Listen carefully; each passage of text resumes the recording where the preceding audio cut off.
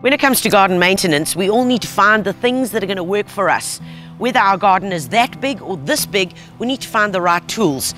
And if you've got a small garden, then this is the guy for you. So take a look here. First of all, what I really want to show you is how incredibly light it is.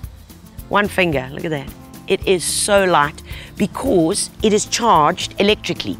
So all you got to do is pop it in to the charger, leave it. How do you know when it's fully charged? Simply by doing that. Press that little button there.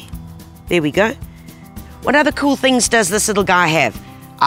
Very importantly, it's got this. Okay, this little key, safety. If this little guy is not in, it's not going to work. And that's a really good thing for when you've got kids around the house. Simply take the key out and then all is good. So pop that in because we are going to be doing that.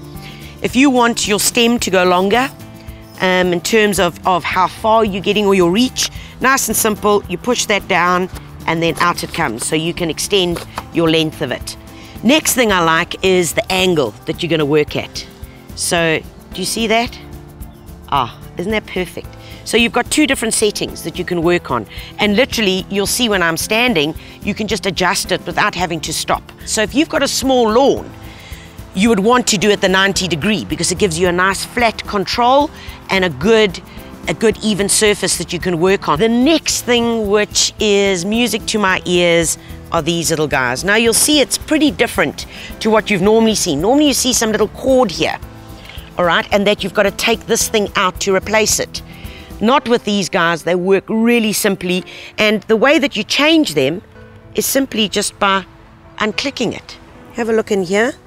You just pop the little guy in there and pull it in. And there we go. We've got it. So, what else is to it? Let's get cutting. All right. Remember, nice and simple.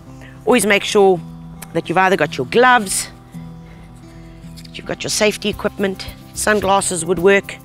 We're going to pop these babies on and let me show you how this little guy works.